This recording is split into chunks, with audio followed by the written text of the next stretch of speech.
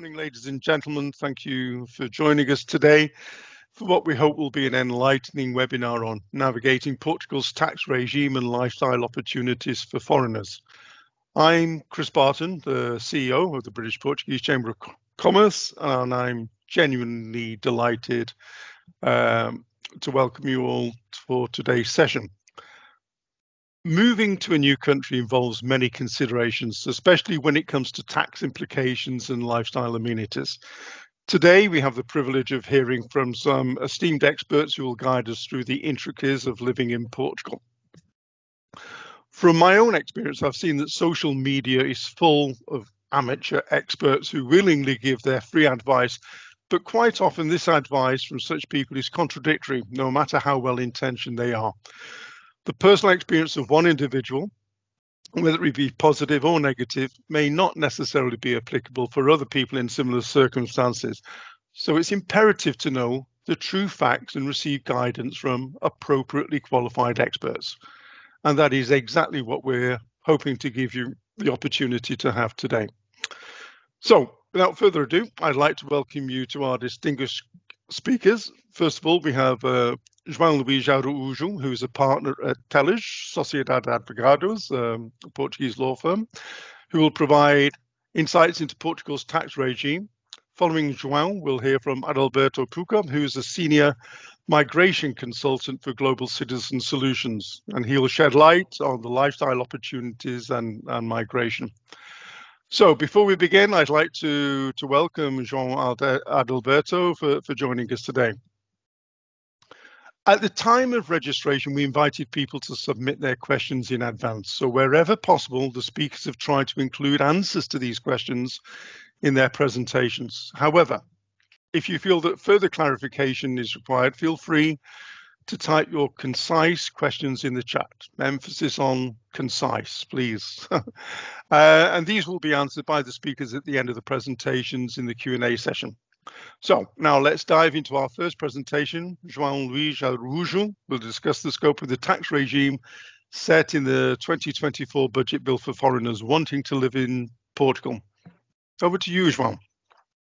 Thank you, Chris. Thank you very much. And firstly, thank you to you and to Elena, to Rita for this invitation. It's always great to participate in these forums, and I think the timing is good because there's been a lot of changes.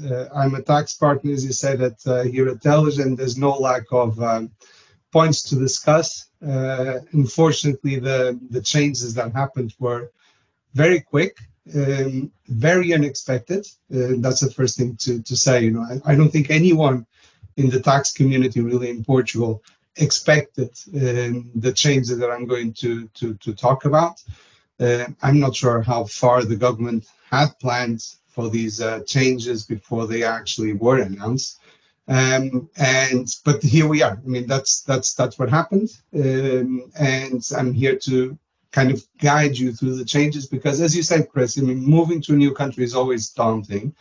There's a lot of contradictory advice. I think at this particular point in time, where things really are confusing and where things changed, things that were long in place changed very suddenly, it's only natural that that confusion only increases.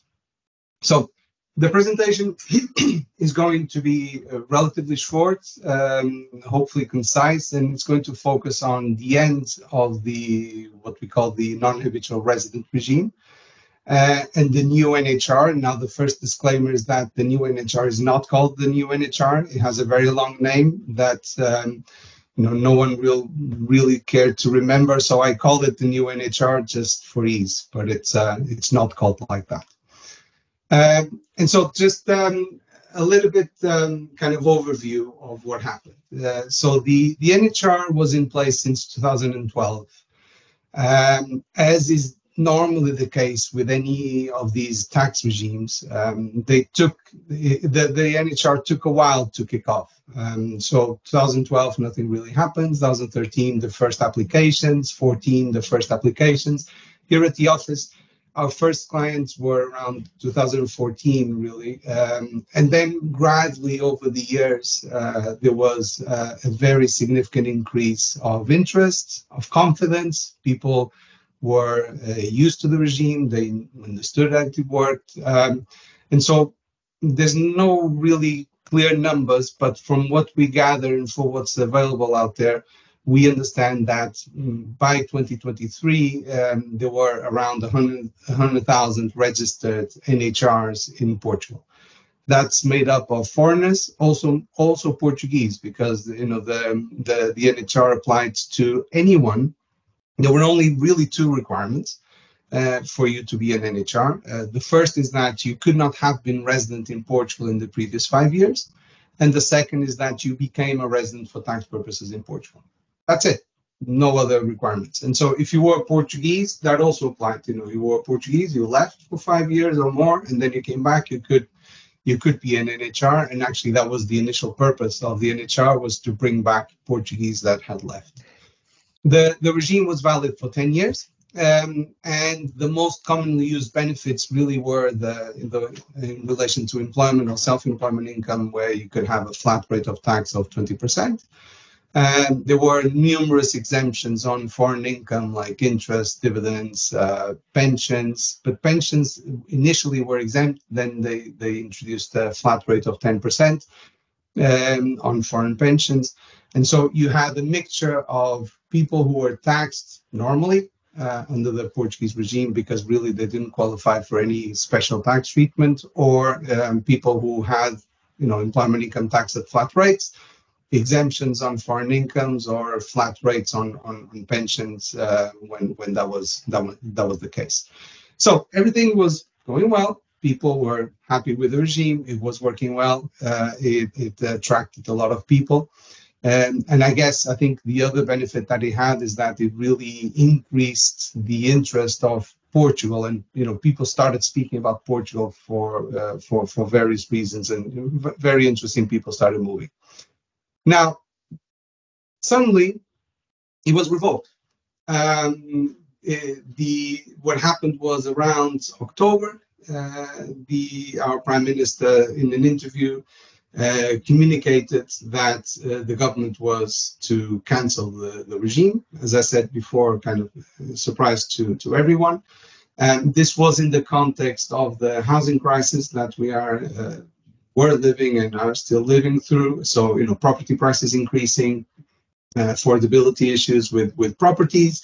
And the idea of the government was that the NHR contributed to this, because, of course, if people are moving, these people would be, buying properties, and typically wealthy individuals, they would increase the value of the real estate in Portugal. That was not desirable, and Portugal didn't really need this anymore, and so we're going to cancel it. This was October, and supposedly the regime would be revoked from the end of 2023. So basically 2.5 months from the moment that this was announced until the moment that the regime was to be cancelled. As you can imagine, this was really not well seen by individuals, because we had here at the office and generally in the market some very complicated situations. People who were sold their properties in abroad and were in the process of moving. People who had enrolled their kids in school for the following year, but they could not yet move. People who had already just canceled their jobs and were traveling before coming to Portugal, but can only arrive in 2024. All sorts of situations, which really were quite complicated, because people say, well, I'm moving to Portugal for a number of reasons, but also to get this regime. And if I cannot get the regime, then I'm not moving. But I've already sold my house, or I've already, enrolled my kids in school. And what am I doing? So, of course, everyone started speaking with government and explaining these situations. And in the end, they kind of compromised. And what happened was that we have now a cancellation of the regime, and we are within a transition period. So 3 different situations that we should consider.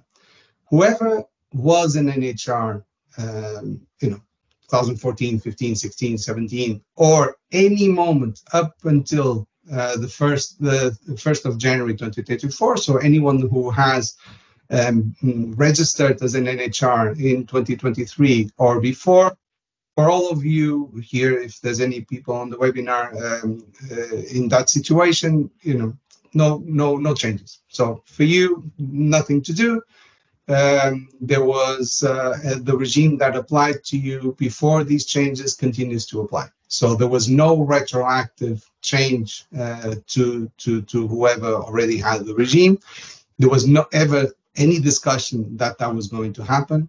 There is no discussion that is going to happen. It was one of the questions that was asked previously, and there's no discussion of that happening. And so for everyone that has the regime, keeps the regime, that's it. We are within a transition period because of what I said, the situations that I've said before. So if people fall into certain specific situations, and they have to fall under certain specific situations, then they can still move in 24 and apply for the NHR in 24. Although it was revoked, it's still in place for those that meet these conditions. And those conditions are basically designed to accommodate the situations that I mentioned. So anyone that has an employment agreement or a promissory employment agreement signed in 23, or has taken steps to buy a property, so a promissory agreement, for example, to buy a property, has enrollment of kids in schools, the situations which are described here in the slide. For all of those that meet those conditions, they can still move at any point in 24. So they can move in now, in June, in July, and they can apply for the NHR with effects from 24, and for the 10 years thereafter. Whoever moves to Portugal now and does not fall under one of these conditions, so you move to Portugal, but you don't have, you weren't taking steps, you didn't rent a property in Portugal, you didn't enroll kids in school, you were not with the visa process in progress whilst in 2023, then you are no longer able to get the NHR. And so it's kind of either you are within the regime before 23, you are in the regime in 24 because you fall under the transition rules, or if you are coming to Portugal in 24 or any year thereafter, actually, so the regime is gone, is no longer in the legislation, so 25, 26, unless something changes again, then you are just a normal taxpayer, unless you benefit from the new NHR, which I'm going to explain in a second. And so this is the situation in relation to the NHR. The point is it was revoked. It's it's revoked unless you fall under the transition period. You are no longer able to benefit from it. As I said, a very sudden change, but here we are. Now, the NHR was revoked, but a new regime was introduced. And I also want to give a bit of background about these regimes because they exist in a number of places in Europe and around the world. And they typically fall into certain categories. So the NHR was a bit unique and it was one of the first of the kind, because you could move to Portugal to basically do whatever you wanted.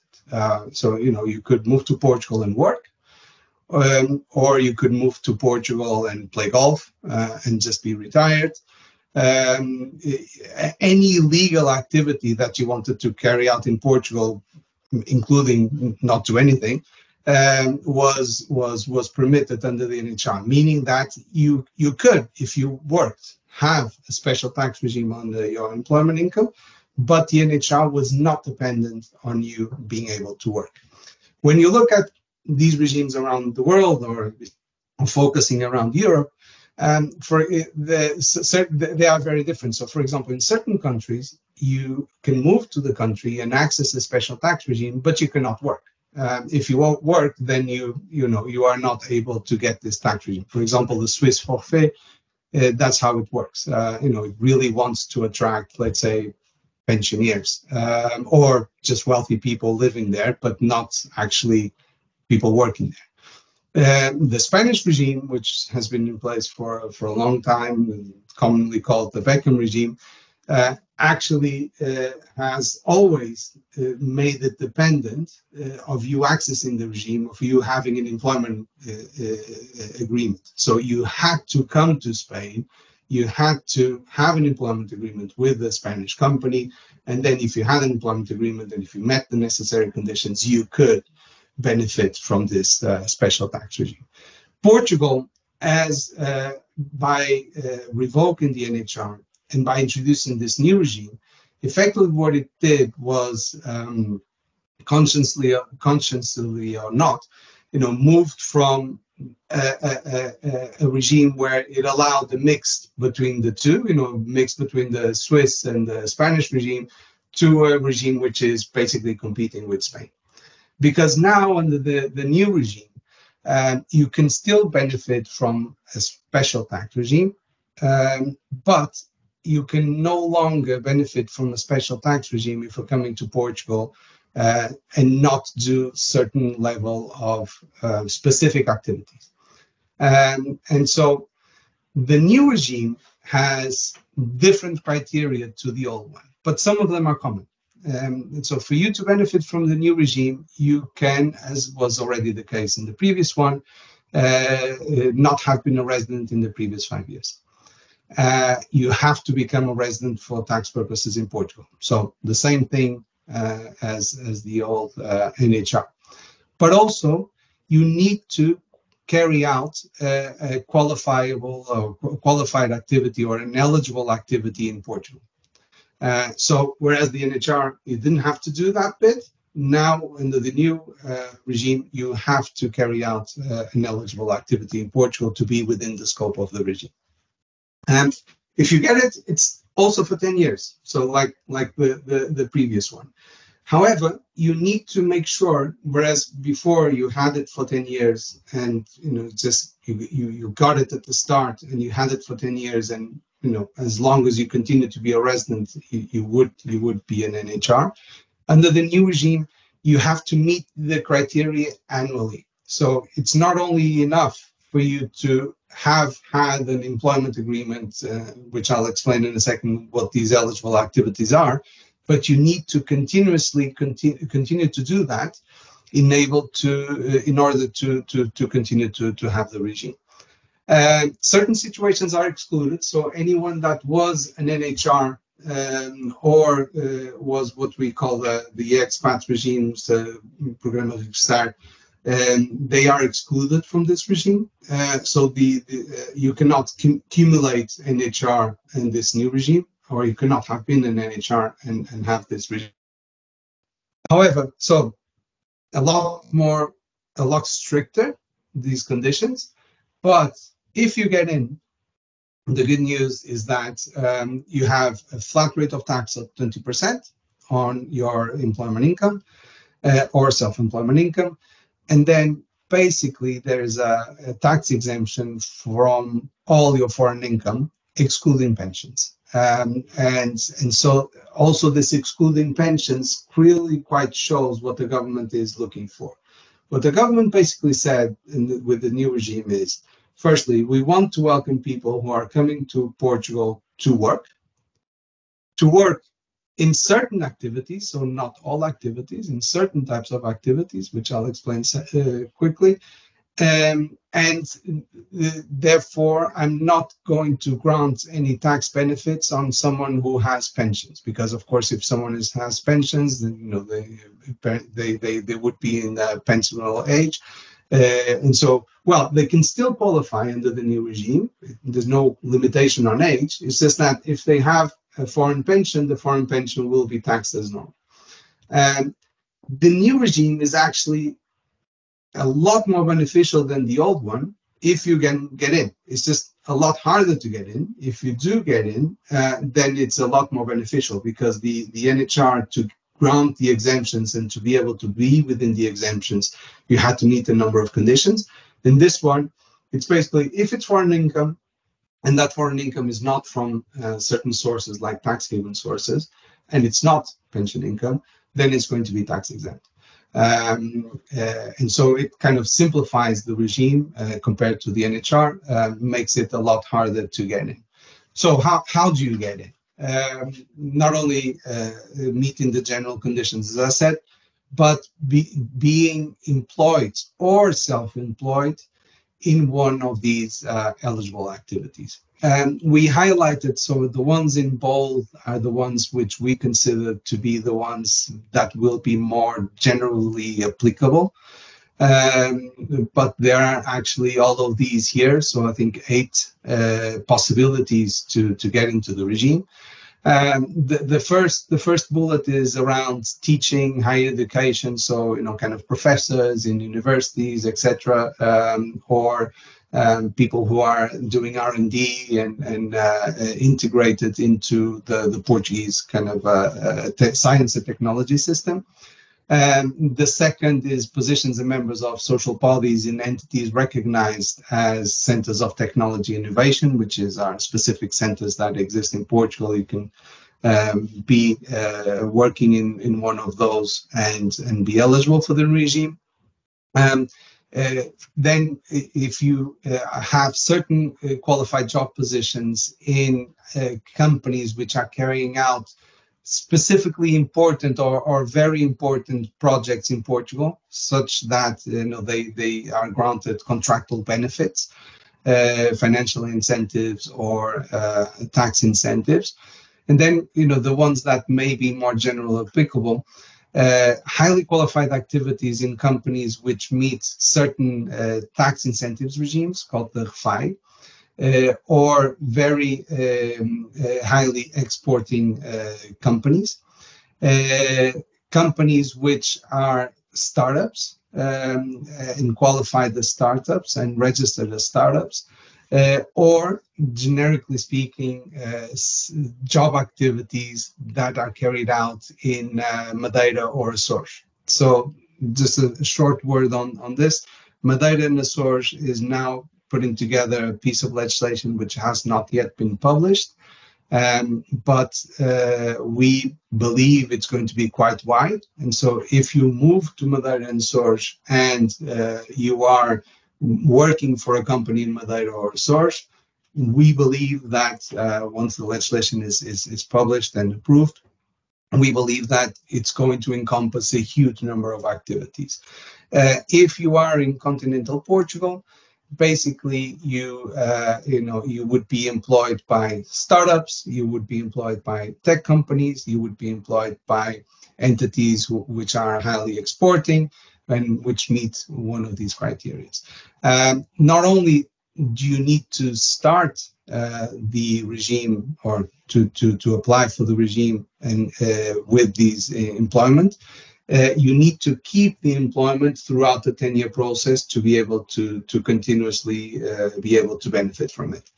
It is possible to move jobs, so it is possible to have a gap of up to 6 months. But the idea is not only you move and you have a job in one of these eligible activities, but you move, you have a job, and you keep that job in order to be able to keep the benefits of the regime. If you don't, then at some point that regime will be taken away from you, and you'll be resident under the normal regime.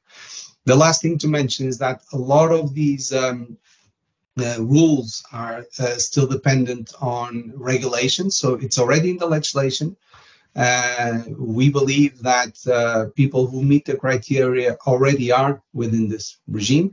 It's just not possible to register the people and give them the stamp as being in that regime, because that's still dependent on a number of regulations, and actually the implementation of certain fine details on some of these points that I mentioned is still also dependent on regulations being published. We guess that once the new government is in place after the elections, this should happen relatively quickly. We guess, we hope, we'll see. But at the moment, it's a regime that is not completely in place, so to speak. It is in place from a legal perspective, but it's not yet in place because you cannot do all the formalities around it and register people under it. Although it's already in the law and it's very much already in place. So within the allocated time that I had, this is what I wanted to say in the presentation I wanted to make. A lot of changes, a lot of sudden changes, which created a huge amount of confusion.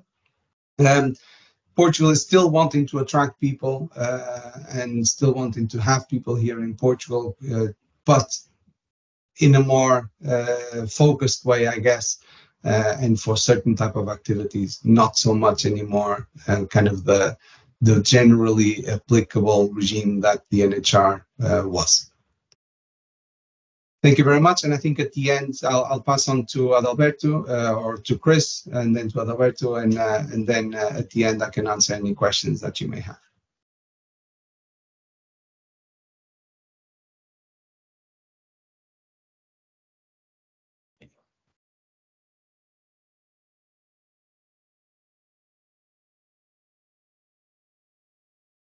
Brilliant. Thank you for that, João. That was very informative. So in addition to all the various tax advantages that exist in terms of moving to Portugal, there is still a lot to expect in this field in the coming year with elections as well next month. I wanted to discuss a little bit more about moving to Portugal, why Portugal is such an attractive place, and how our companies assist our clients in this process. So just to give you a brief introduction to Global Citizen Solutions, we are a multidisciplinary firm focusing on investment migration, and we assist from everything from initial consultation to identify the best route forward to real estate acquisition, and later we also assist with aftercare. We have a huge presence in Portugal, although our company began in the UK a few years back. Very quickly, Portugal became one of the most sought after locations, making it an ideal place for us to establish our headquarters. So that's where we are located now. We have a team of approximately 60 people working from Portugal. We also have offices in Brazil, in the UK, and a connecting office in Hong Kong, but our main operations right now are in Portugal. As mentioned, we have various sides to our business, assisting from, again, the initial consultation. So we have a legal team in-house that helps our clients in the application for the various visas, that helps in terms of fiscal planning, and also if you need assistance in acquiring real estate, we have Goldcrest, which is our in-house buyer's agency division that can assist you in identifying a property in a different way to what most people are accustomed to in Portugal. We work only on the side of the buyer and therefore give you the chance to find the ideal place for you and your family. So living the Portuguese dream, essentially, we're contacted every day by individuals who want to learn a little bit more about Portugal. There is, as Chris mentioned earlier, there's a lot of information online. A lot of it's true, but some things we need to be very careful with how we approach. But in terms of living in Portugal, it's a country that offers a lot, not just for yourself, but also for your family. All of these visas, and I will go into the various residency options later. All of these, they include, family, children who are dependent, even dependent parents. And Portugal, of course, is a country that gives you access not only to itself, but eventually to the EU at large, being a Schengen member as well. So even if you obtain a residency visa for Portugal, that's going to be a little bit wider later on. And in terms of finding a new place in Europe, Portugal is perhaps at the top of the list of most people, because it really goes into what we say, the duality of providing high living standards alongside low living costs. Of course, recently with the growth of the real estate market, that has changed slightly, but relative to most European capitals, it's still a very affordable place. In terms of safety, it really is not just across Europe, but worldwide. It is in the top 10 safest countries in the world, as well as its location geographically makes it ideal if you travel around. You're never more than 2.5 hours from anywhere in Europe, making it ideal for individuals who are looking to experience this European lifestyle and have a little bit more mobility. Additionally, what's different with Portugal is healthcare, whereas a number of countries that you go into, Spain, Greece, you have to acquire private health insurance in order to reside in the country. Portugal is a little bit more welcoming in that sense. You will need travel insurance in the initial phases of the process, but once you become a resident, you will be able to enroll in the healthcare service for the country. As well as having, aside from that, if you're, a younger family, you're looking to, to put your kids in school. Portugal has an array of international schools, some focus on the American, British, more international curriculums. So your kids will not have to struggle to find their foot in a new country, making it really, really attractive. To talk about the Portuguese weather, it sounds like something a lot of people do. So, don't want to focus on that too much, but it is a country where you've got fantastic weather. And even though it's small, you do see some variation. So if you want a bit more sunshine, you can always head down to the Algarve. Lisbon is a little bit more temperate. You can feel the different seasons, but it's never going to be as cold as as the UK. It's not going to be as cold as Canada, making it ideal if weather is a priority for you. Also, if you're moving to Portugal for different reasons, for business reasons, Portugal, Lisbon in itself has actually been identified as a European Silicon Valley. We've seen companies like Google, IKEA, Cisco, Volkswagen set up tech hubs in Portugal. And of course, they would do that for the various reasons that I have mentioned. But also, because in terms of, at least until the end of last year, there was, really attractive tax advantages to do so. We're again, João is going to answer a few more questions on that later on, but you may still qualify depending on your activity.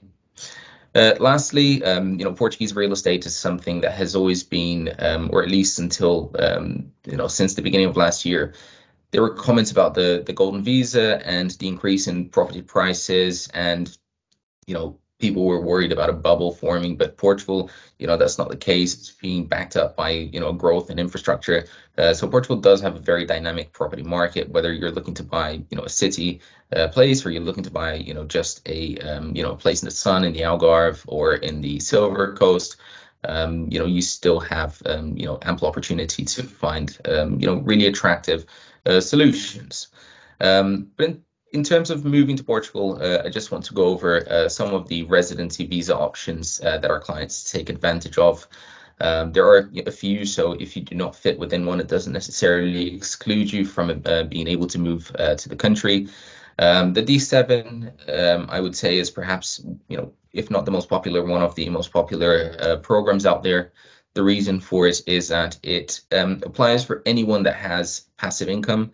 It's not exclusive to retirees. So if you are at an earlier stage in life, but you do have income from rental, from interest, or dividends, you're able to qualify for the D7, and the amount is actually fairly low. You just need to earn the minimum wage of Portugal, which is now 820 euros per month. And you need to have in a Portuguese bank account the means of subsistence, which equals to that monthly amount multiplied by a year, so just under 10,000 euros. With dependents, of course, if you had children, if you had a spouse, that's going to increase slightly, but still going to generally be lower than the digital nomad or even the non-lucrative in Spain, and therefore making it ideal for you to essentially find a path to residency. Additionally, we have the D8 visa. The D8 is fairly new. It's the digital nomad visa. This was something that became quite popular during the pandemic, the idea of working remotely and finding markets where individuals are able to do so from your country. So you become a tax resident in Portugal. The country benefits from that. You benefit from having the ability to have Portuguese residency, being on a path to EU citizenship. But the D8, as long as you're able to carry out your activity remotely, you are able to apply. There are requirements as far as income. You need to earn at least 3,280 euros per month. But if you do so, you're able to work from Portugal. It's a visa that initially is going to be valid for 2 years. It's renewable later for a further 3 years. And if you complete these 5 years, again, it takes you up until citizenship. Some other visas include the D1. The D1 is straightforward. It's for any individual who has an employment contract in Portugal. We then have the D2, which is very attractive. We work with a lot of clients who are looking for this program, and the reason for it is that it's very expansive. And what I mean by that is that if you have a business idea, if it's going to benefit Portugal economically, socially, then the country is going to be very welcoming. You do need to have sufficient social capital to put towards that business, but the D2 is not exclusionary. As any of the other visas above, they all grant you the right to work in Portugal. So if your situations change, we can always update either the visa status or just remain within the same. You're not going to be punished in that sense. The D3 is for highly qualified individuals, so anyone who has an expertise in a certain area will be able to take advantage of this visa. And then lastly, we have the golden visa, which is receives a lot of marketing, but essentially it is a residence permit for investors. The golden visa has undergone some changes last year. The government unfortunately did remove real estate as an investment option in order to ensure that the local population didn't feel too much of the inflation that was happening globally. But of course, when you have individuals of means coming to Portugal, they're able to buy in cash. It does, of course, make it more difficult for locals. Some changes were already made to ensure that some areas were not impacted. So you had places like Lisbon, Porto, the Silver Coast, the Algarve. These places, individuals couldn't buy residential real estate before anyway. But nonetheless, Portugal decided to make that a countrywide decision. Now, in terms of the golden visa, there are a few different ways that you could obtain it. I would say right now the most popular route is investing into private equity venture capital funds. These funds invest at least 60% of their capital within Portuguese businesses. So they are essentially helping the economy significantly.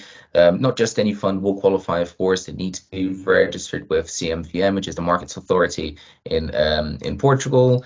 And we always advise that a significant level of due diligence takes place when selecting a fund.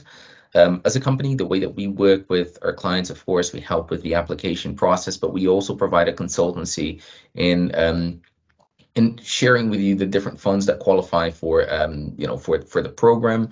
We do not work for the funds; we work solely with the investors. Therefore, you're able to find what most aligns with your objectives. Just bearing in mind that the golden visa has a special rule, meaning that you do not need to reside in Portugal full time. You only need to spend an average of 7 days a year in the country, whereas all other visas, the D visas, the D series mentioned above, you'd need to reside in Portugal at least 183 days a year. Advisable that you spend at least 2/3 of the year, and you can never leave the country for longer than 6 consecutive months or 8 months in total within the validity of your visa, which initially is going to be 2 years. But the golden visa, if you're looking for a bit more flexibility, that's ideal. You can have a path to European citizenship without necessarily moving to Portugal. But we do have a number of individuals that do take advantage of the golden visa to move to the country. So we actually have, a really good update to give. Unfortunately, we often have to give information about the end of different programs, as it happened with the NHR was a surprise to us all. But in the beginning of this year, we had a really, some really good news from the Portuguese Parliament. A legislation was passed accounting for the delay in the application process for different visas. What that means is the government is aware that there are, forming backlogs. If you're looking at the golden visa, that's going to be a bit more apparent, where it's going to take anywhere between 18 to 24 months for you to complete that process. The other visas, you would essentially apply from your country of residence. Therefore, through a consular service, it can be much quicker, but nonetheless, it would still take a minimum of 6 months. What the new legislation does is it allows you to capitalize on this wait time until you apply for your citizenship. The reason for putting this in place, there are several. So the backlog was caused by COVID. The situation in the Ukraine exacerbated the issue. We had a number of asylum seekers.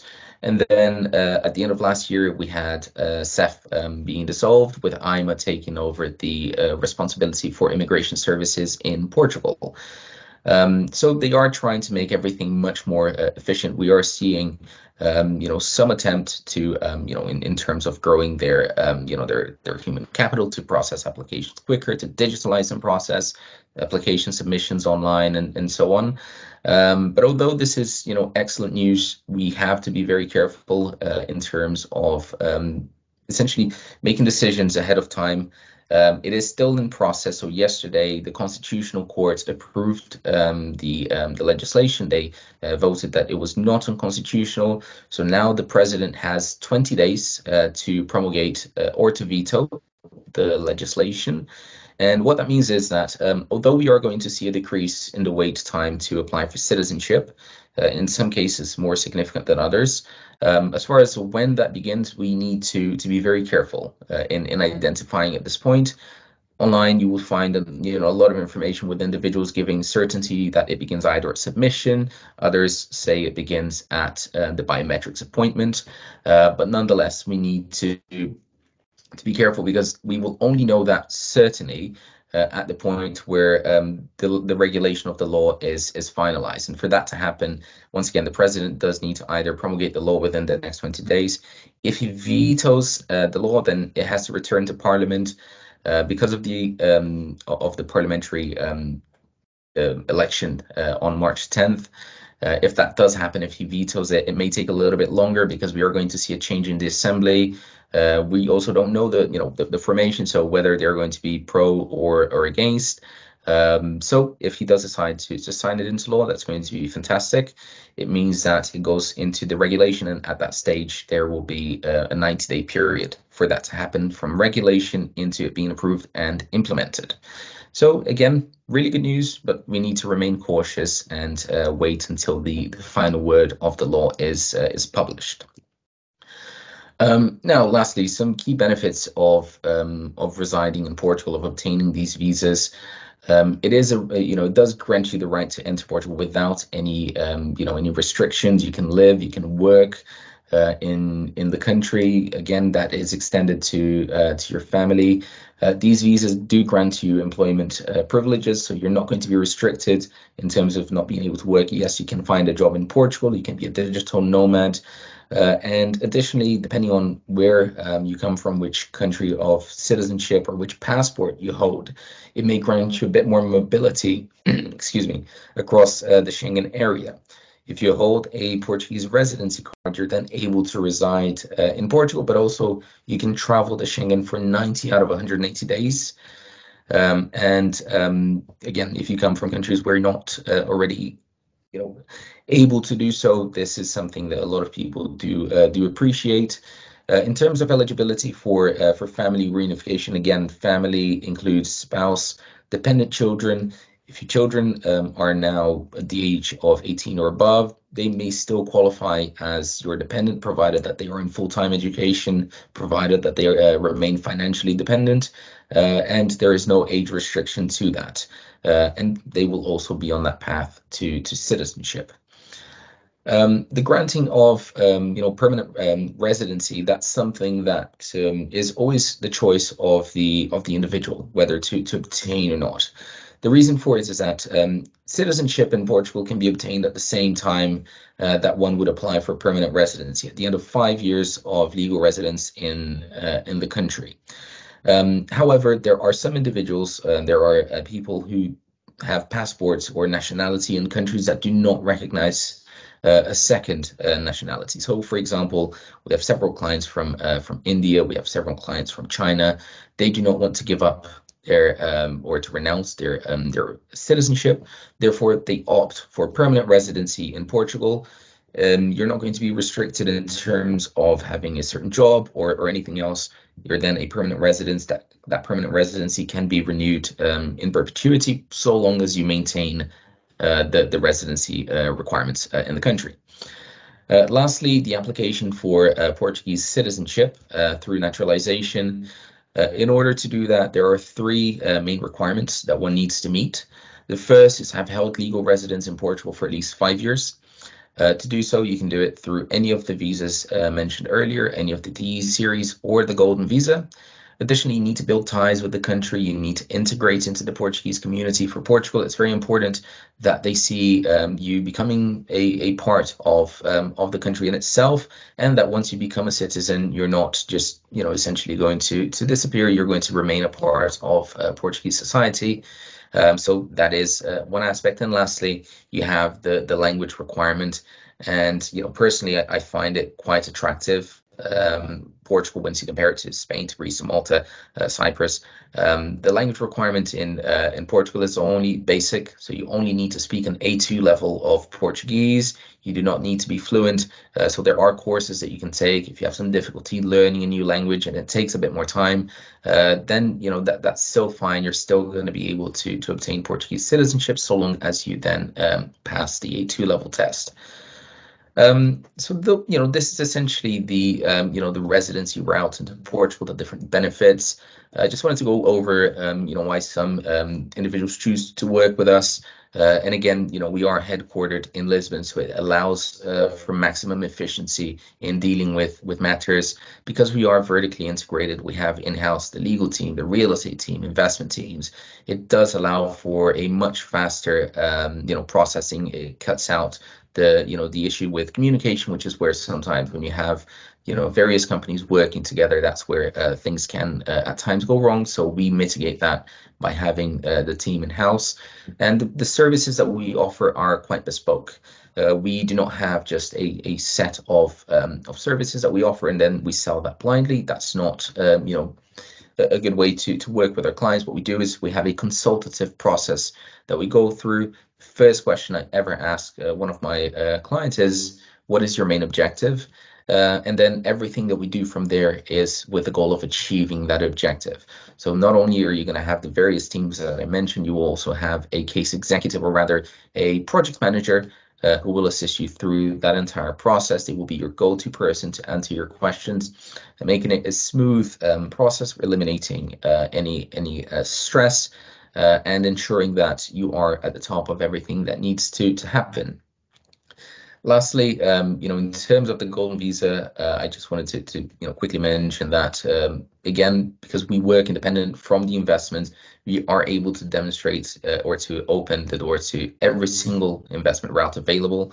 So I mentioned funds, but also if you're looking to start a business in Portugal, the requirement is that not only you start a business, but you create at least 10 jobs in Portugal. Those jobs need to be maintained for at least 3 months before you apply. And they need to be maintained throughout the golden visa process as well for you to later qualify for citizenship. As far as that goes, we can help with the incorporation of the business, bank account. If you need fiscal assistance, there are companies like Telus that can help. And then we also have partnership with various other organizations that can help in terms of relocation, from the logistics to obtaining a new driver's license, transferring that to Portugal, enrolling kids into school. We have a very comprehensive school guide, as well as a very comprehensive healthcare guide that we launched last year. So you'll be able to find that on our website. It gives you ample information to explore Portugal before you make a final decision. But if you are looking to take the next steps, to at least have a discussion about whether Portugal is the ideal place for you, or if you want to look elsewhere and find that that's a better solution, we can certainly help. If you have any questions about the presentation or anything further, I'll be happy to answer in the Q&A that follows. Thank you. Very good. Thank you, Adalberto. Thank you, João. Thank you both for such clear explanations, presentations, and I thought you both maintained a very good pace of presentation. Now I'm going to introduce you to Rita Teixeira, who will oversee the Q&A session. There's some very interesting questions I've seen in the chat. So Rita, over to you.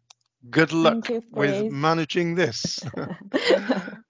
We'll do it. Thank you so much. We have indeed received some great questions already, so probably we'll start with João, if you don't mind, João. We have a first question that is, what is the definition of a startup? How is this certified, and can it be based outside of Portugal? Yeah. It is a great question. So a startup needs to meet several criteria to be a startup. It needs to be certified by an entity here in Portugal. So there's a certification process. This is very good news, actually, because the new regime, once you are employed by a startup, that startup has been certified, and of course then it continues to meet that certification. Then that as long as you keep an employment with that company, you are going to continue to be eligible for the regime. So the certification process, many are saying, well, it's an issue, it's going to take time. That may happen, but actually I like it because it gives the stamp of approval of the government to a particular entity, and from that moment on, that particular entity can employ people, and those people will be eligible to the regime. So you cannot, to be a startup, you have to have started your activity at least in the previous 10 years. So, let's say a long concept of startup. So you could be a startup if you're already operating for 5 or 6 or 7 years. And you have to employ less than 250 employees, and you have to have a turnover of less than 50 million. So this is also equivalent to a medium or a small-sized company, medium-sized company. From those amounts up, you are a large company, and large companies would not qualify for startups. But still, quite extensive, up to 50 million turnover in Portugal. It's not that easy. You cannot have in your capital a large company. So you may be a startup, but if you're owned by Google, then you're out, which I guess makes sense as well. You need to have. There's a question, another question in the chat, which I'll answer now. So you have to be a Portuguese company, or you can be a foreign company. But if you are a foreign company, you have to have at least 25 people in Portugal. So there's no requirement in terms of people if you are a Portuguese person. Legal person, if you are a Portuguese legal entity. But if you are a foreign entity, you need to have a substantial presence in Portugal to be able to qualify for a startup. So that's kind of the generically applicable requirements. Then you need to effectively, apart from meeting those, you need to be a company in a tech sector. So qualified as an R&D entity approved by ANI, which is our agency for research and development, or you have to be certified as a technology company, also by ANI.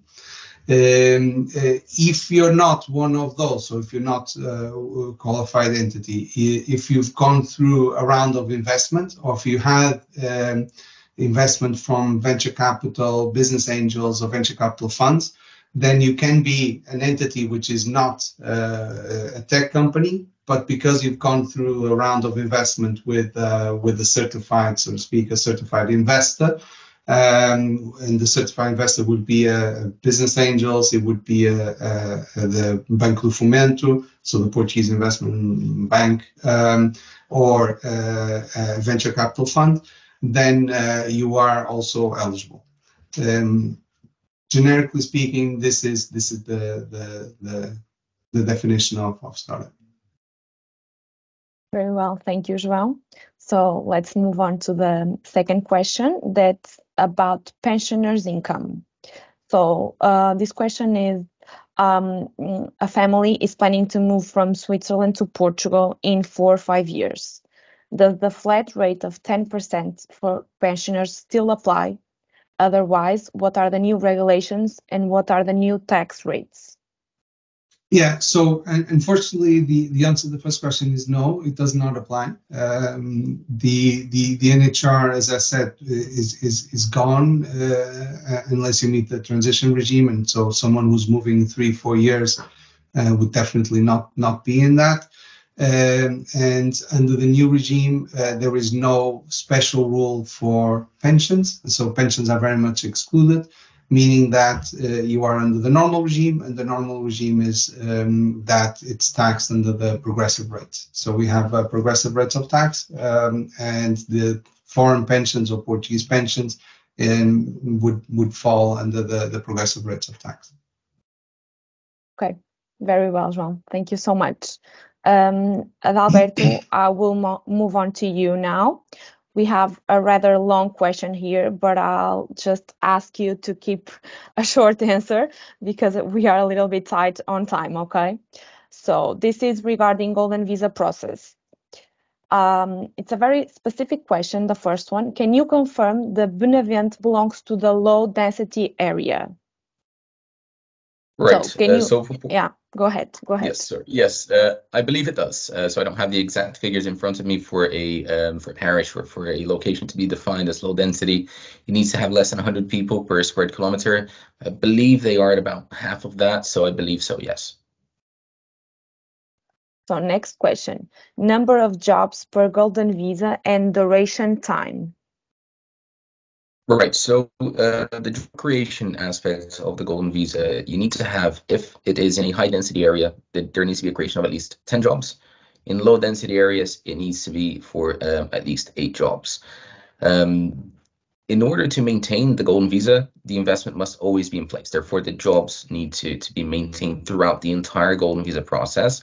You need to have held to open a company, incorporate all of that, and then you hire those 8 or 10 individuals, depending on where the company is set up. You need to have held those, essentially have created those jobs for at least 3 months in order to apply for the visa. And then later, because the golden visa does take 18 to 24 months, yes, you do need to maintain the jobs for that duration in addition to the residency period in order to remain a qualifying applicant. Okay. The next one, what's the process for getting a golden visa, the cost lines, and how's the demand?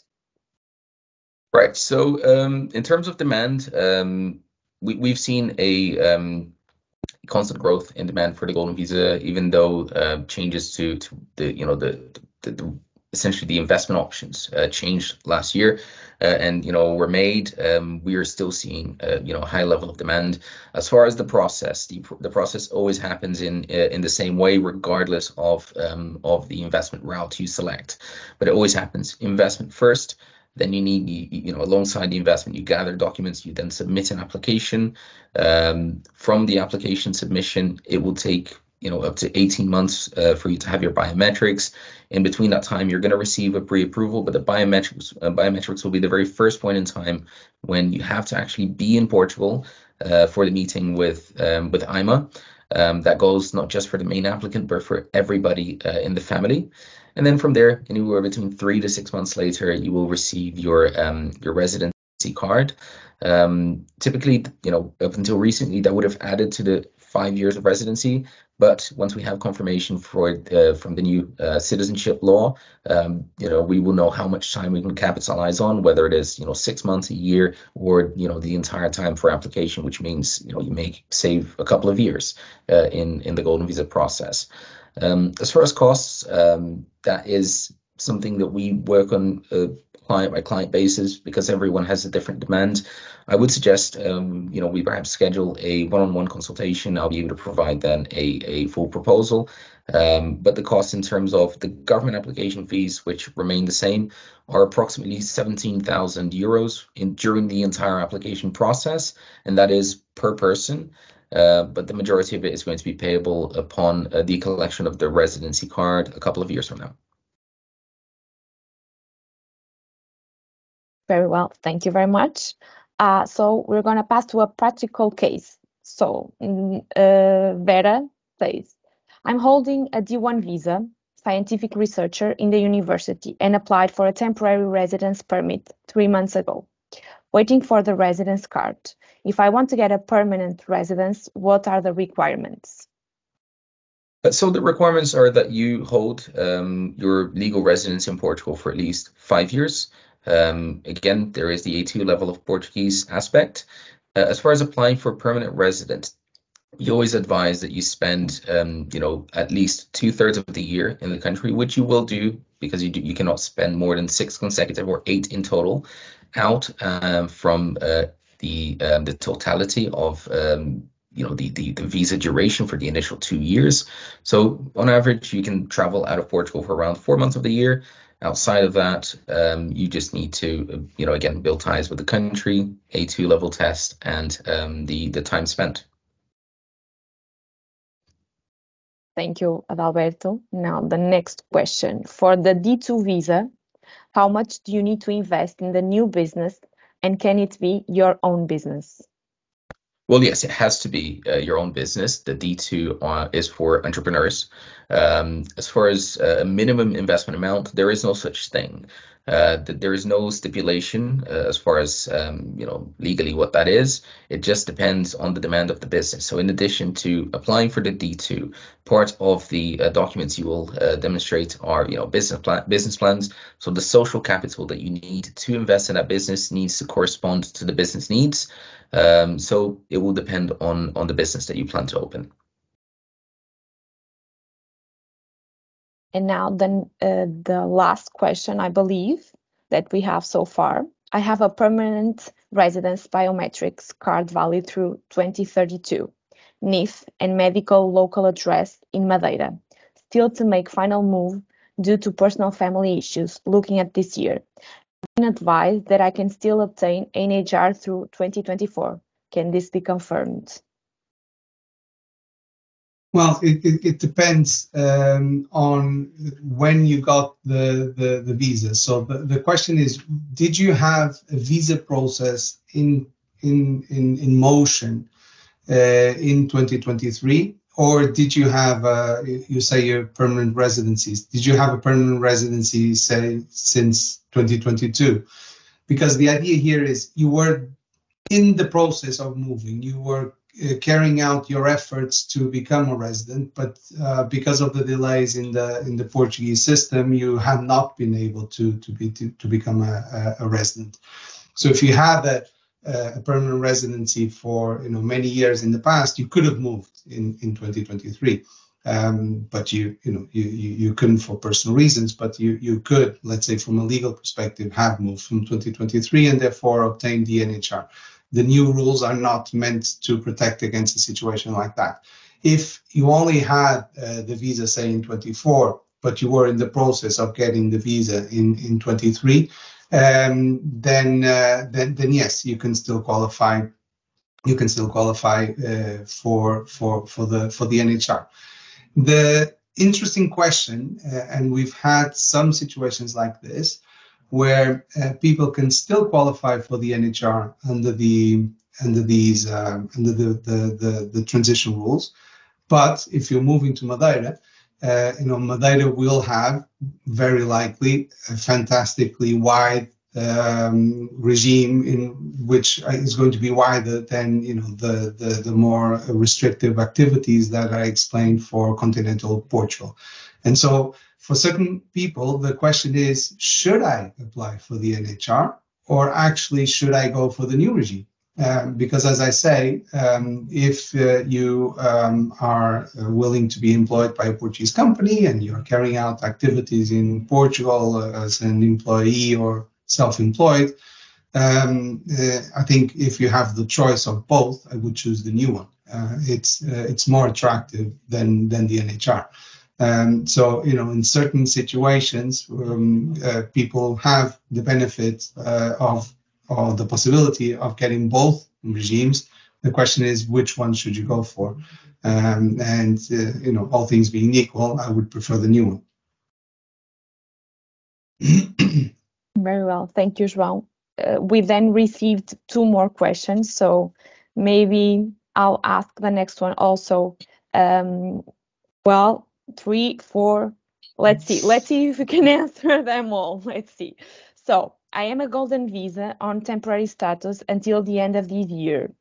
Then I will get a permanent residency. How often do I need to renew the permanent residency, and what is the cost associated with this? Permanent residency certificates are valid for 10 years, so you need to renew it before it expires. As far as costs, these are updated every year. They're not significant. You can just go on the IMO website and find the different taxes and so on. But it's not going to be too much. Okay, perfect. Thank you, Adalberto. So next question. We bought a house end of 2022. Can we still go for NHR with only one pension from Holland?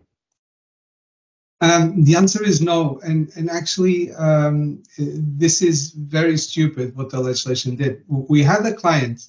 This is really true situation. We had a client that bought a house and completed the purchase at the end of September 23.